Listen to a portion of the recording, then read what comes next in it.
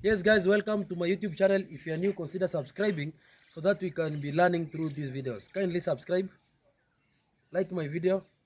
Let's go on. I've visited today this farm. This farm is in Makindu. This poultry house, you can see how the ventilation is. So if you are using a flat roof, have this kind of big space for ventilation to take place. So we are going to meet these people inside there. Let's go and hear what they are doing.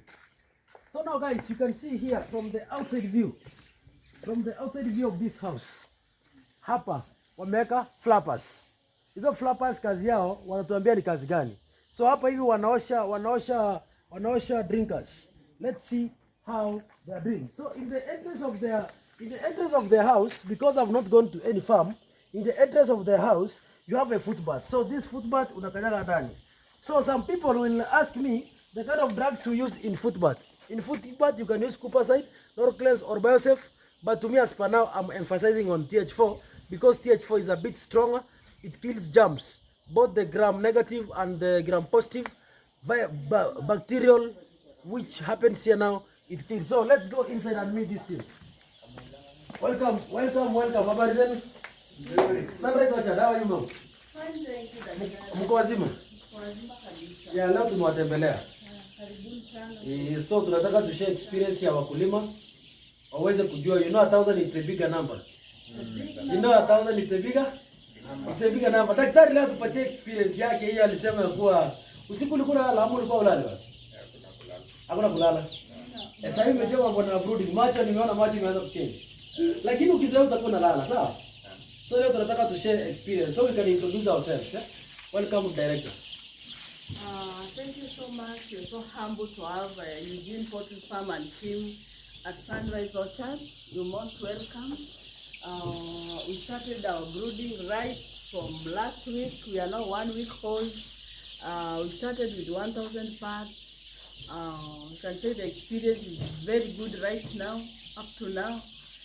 We kicked off very well. It is a very good start.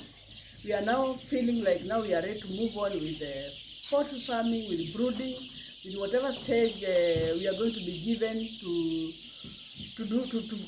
be in this business, to be in this partnership. We are ready to move on and we are ready to go. So you have learned well. Are you ready to share knowledge with other farmers? Yeah, we are ready to share a few tips. Yeah.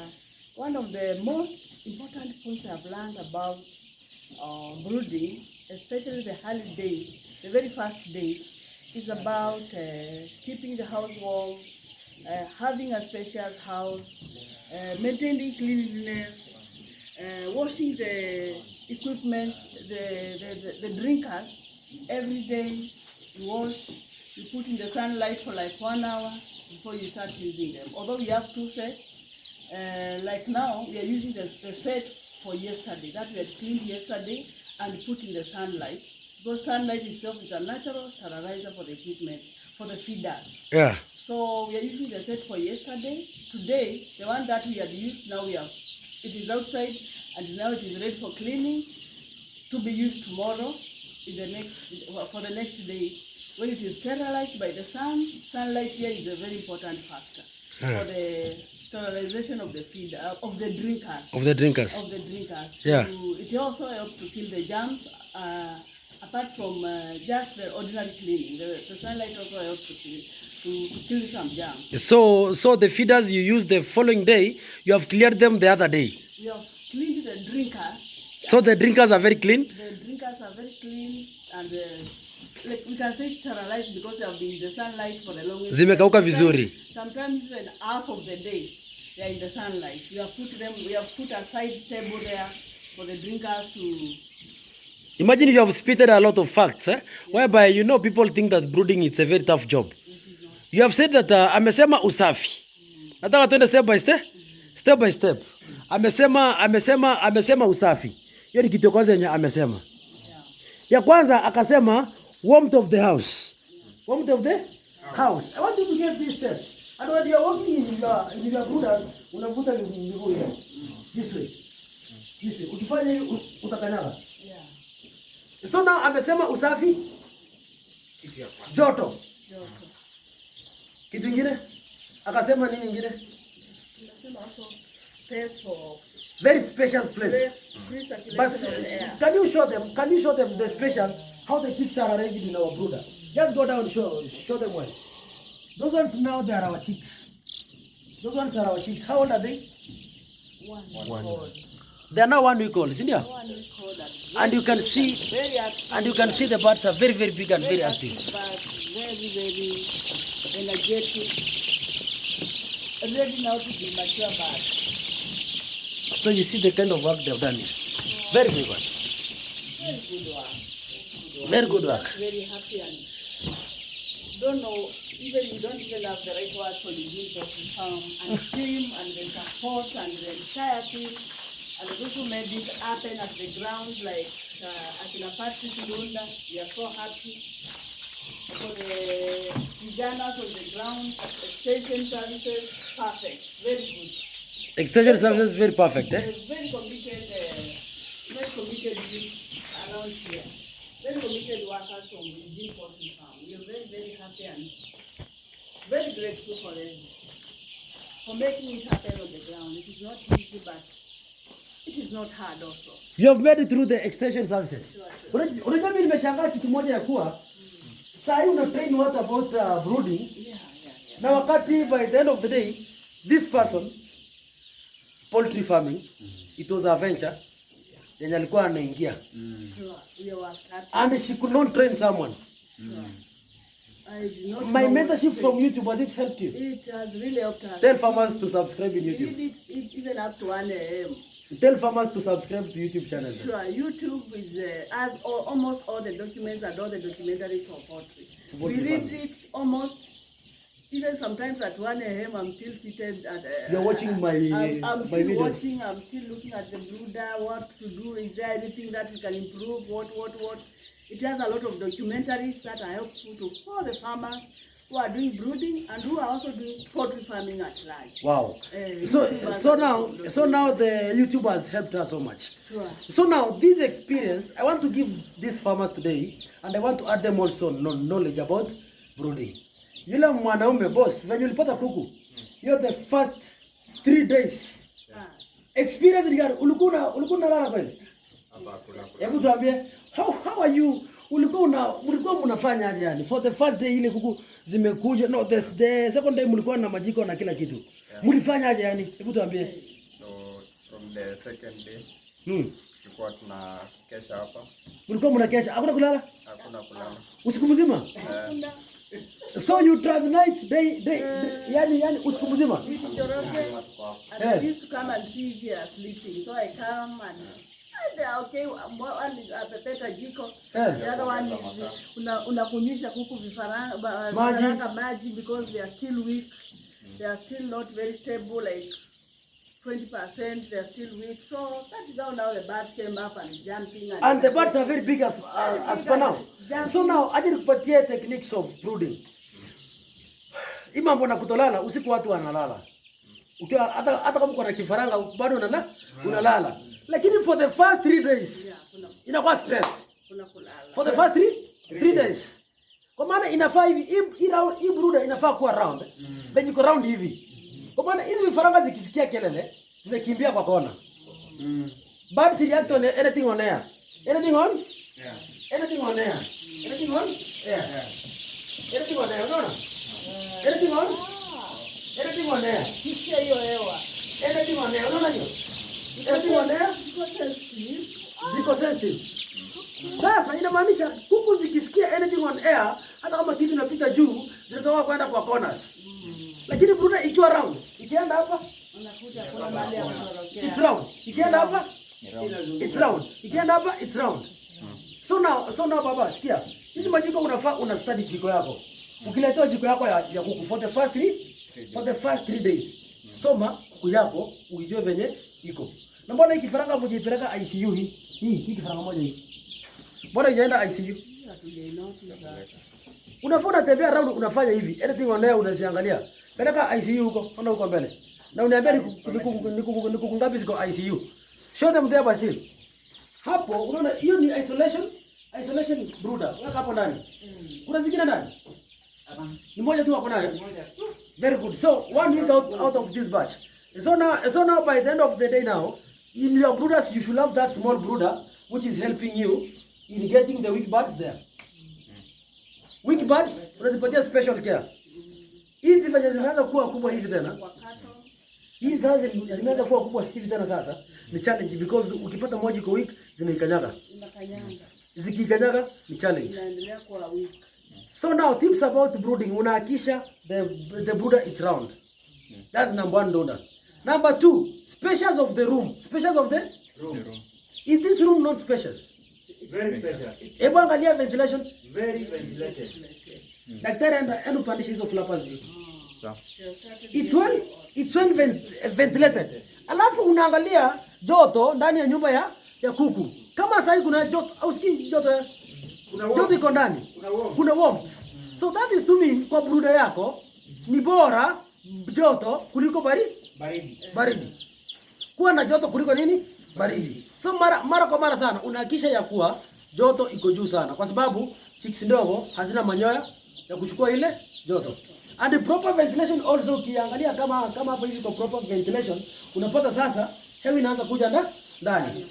So for the first week au fungua hizi ventilators zote. Unaweza fungua hapo kidogo na pale kidogo ili tukue na exit of air. Umeelewa Catherine? Yes, nimeelewa. Salon hapo sawa. Normally open that. Kuja sasa kuja ndani. Baridi sana. Sasa unaona mchana zinafaa kupumua. Na nyumba pia inafaa pia kupumua. Ukisikia hiyo harufu kidogo, hiyo ndio tunaitaka ammonia. Hakuna harufu.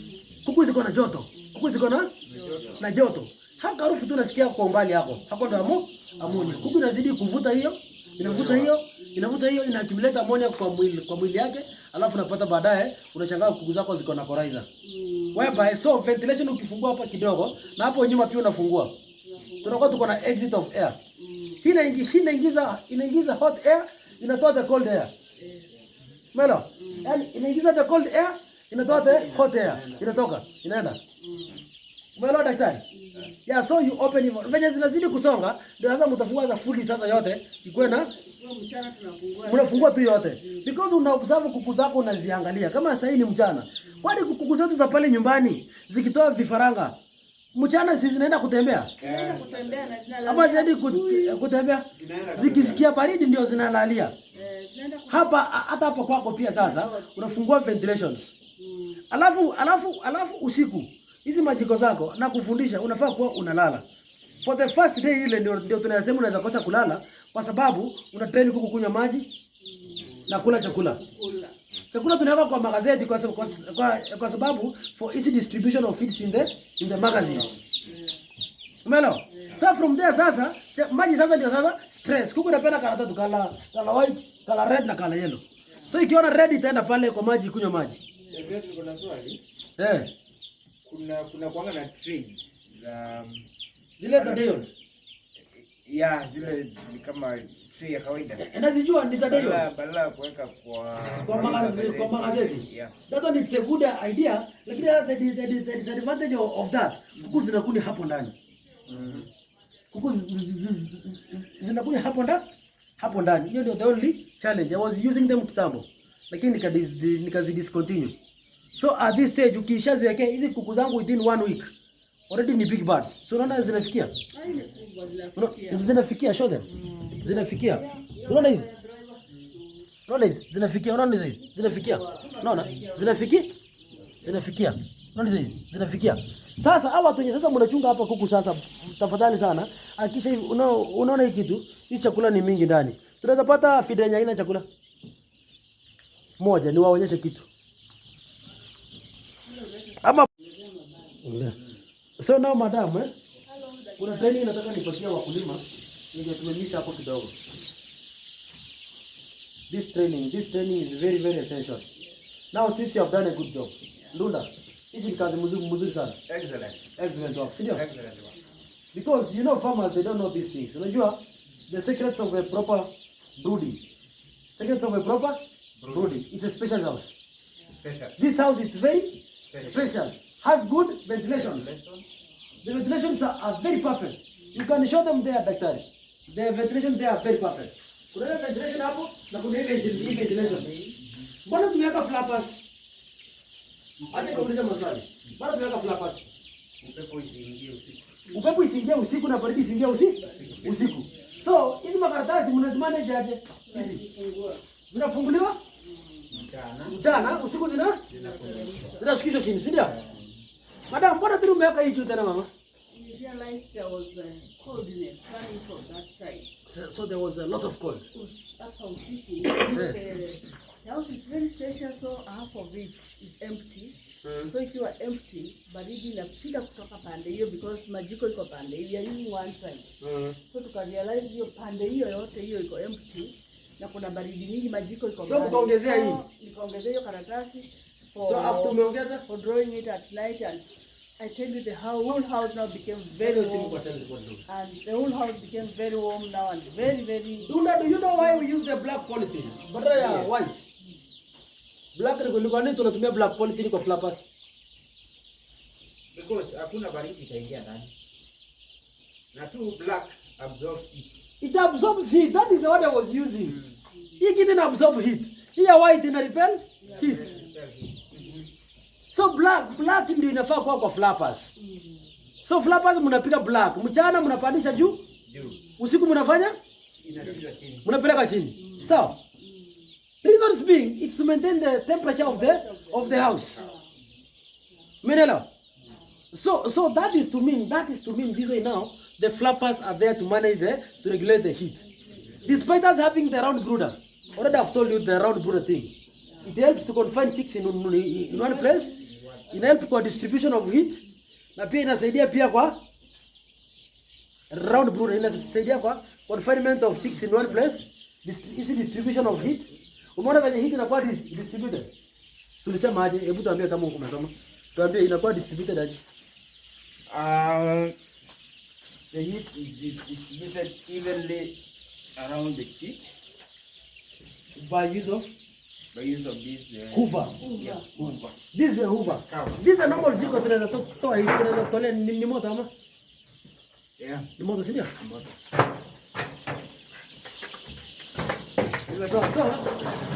So toa hii. Fungua hapo daktari. Very good. So this is a normal jiko. This is a normal Jiko. This is a very normal jiko. Kama ile tija kupika nyama. Kwanza kuna mwenye alisemaga unaweza chomea nyama. Tunaweza fungulia nini hiyo jiko? What people to learn. Very good, amefungua. Very good, amefungua. Wewe ni mwanaume kama mimi, shika hizo. Sasa hii ni jiko ya kawaida. Ndio sasa unajua wale wataalamu wako na akili mingi sana. Akasema hivi, hii jiko kwa nikae chini. Ikikaa chini, vifaranga watachomeka. Itachoma kuku. Sasa akasema turaise juu. Tukiraise juu, hapa mpaka hapa wakaraise juu kidogo. Sasa wa raise juu hivyo, sasa vifaranga zinakimbia hapo chini. Haziguzani? Wakasema hivi, hii jiko yetu ikiwaka hapa, kuna zenye zinarusha vitu spikes. Tunaweza fanya aje? Si tuifunike juu. Funika bwana. Wakasema tufunike. It is high technology. Chukua bwana, funika kitu. Yaani mimi nikashika mwenyewe na mimi nisiona na sikuchomeka. Hapo sawa. Very good. Sasa akafunika juu. Ile vitu sasa ikitoka inaenda wapi? Inapigwa hapa. Inarudi chini. So kuzetu hazichomeka. Sasa unaenda moshi itakwenda toka. Inaenda kwa kuku, si ndio? Ile imebaki pale ndani kidogo. Sasa ile moshi sasa Kawekewa chimney. ndio hii hapa. Inaenda juu. Haikuji kwa kuku. Alafu akasema sasa hii jiko ikiwa hivi, hii moto toki inapotea kwenda waste. Tukaweka hiyo. Weka. Inaitwa hoover, sio flapper X. Flapper X. Hoover. So this hoover has kazi yake. Ile moto inachoma pale chini. Inasambaza. Because the brooder is round. Moto ina supply hapo kwa brooder hapo ndani. Ndio maana tuko na healthy chicks hapa ndani. Unashangaa Catherine ako na health birds na kuku zake ziko very uniform. Hebu angalia. Boss, at this bird is not uniform. Very uniform indeed. My friend, hizi kuku zimeachiwa kutoka kwa mama wenye wako healthy. Mama wenye wako healthy. Ndio maana tuko na parent stock ambao tuna hatch kuku kutoka kwa kuku zenye ziko the same size. So by the end of the day now, due to proper maintenance of our parent stock, ndio maana leo hii Catherine anafurahia, anasema amescore 95% kwa production yake ya 1 week. Hii kifaranga kama ni kienyeji pale nje, mtu atakudanganya ndio itoto. Si ndio? Lakini kwa hii ya improved ni just 1 week. So this one ina distribute. So from there hii chimney inafaa kupitisha moshi. Na ikipitisha moshi utapata ile moshi imeisha. Sasa ukiweka hii kitu hivi sasa. Hebu weka daktari. Good hivyo. Sasa inamaanisha nini? Kuna ile moto ingine hapo inakuja hapa juu. Hii moto inarushwa hivi kuja hapa. Hit the surrounding air. Ina hit the surrounding air. Ina hit the surrounding air. It's above the brooder. This one hits the surrounding air. Na hii ya chini ina hit the brooder. Melo. Hii ni hoover ya chimney. Hii ni hoover ya brooder jiko. Hii ina hit the brooder. Hii ina hit the surrounding air. Melo vizuri? Yeah. Get you well now. So from there now, the hair is heated, but what we are targeting are the chicks. It's why down we have the bigger hoover. Smell of it? It's why we have the need. But unaweza kuwa hapo juu tuchukue kamera hapo nje hapo nje. So from there now, this jiko now, that is how it works. So I hope now you are learning how the jiko is working. Now I want to give Catherine and you one challenge. Tell us which preparation you did before receiving birds and what you have done up to now and what have you made for your chicks to be uniform and very perfect. From day one, useme ulijenga nyumba. Ukatoka hapo ukafanya hii. Yeah. Welcome. Thank you.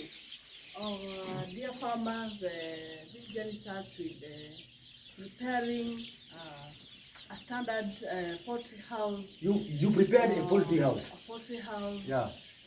With the right requirements like foot bath, right from the roofing.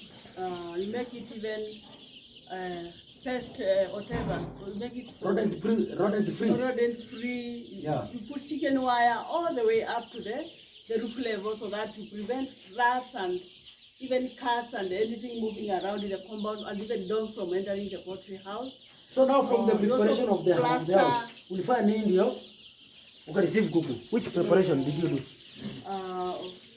We started with fumigation. Like 5 days before, we fumigated the whole house, inside and outside, and even the neighboring compound, the surrounding compounds to the poultry house. We did some fumigation. Then after that, before fumigation, we did a lot of cleaning. Then we did fumigation. Then we prepared the brooders, like just that day. Then after we prepared the brooders, now we put the wood shavings. Then we also did some bit of fumigation again.